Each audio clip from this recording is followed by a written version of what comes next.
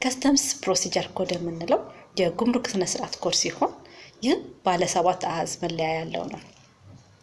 እቃዎች የሚስተናገዱበት ትክክለኛ የጉምሩክን ስነ ስርዓት የሚገልጽልን ሲሆን ጉምሩክ እንዴት እንደሚሰራ እንዴት እንደሚያስከፍልና የቁጥጥር ሁኔታዎችን የሚወስን ነው።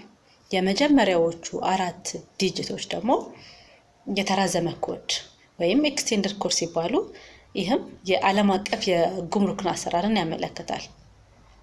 የመጨረሻዎቹ 3ቱ አሃዞች ደግሞ ሀገራዊ ኮድ ሲሆኑ እነዚህም ስለ ቀረጥ የተሰጠ መብትና ግዴታን ይገልጻል።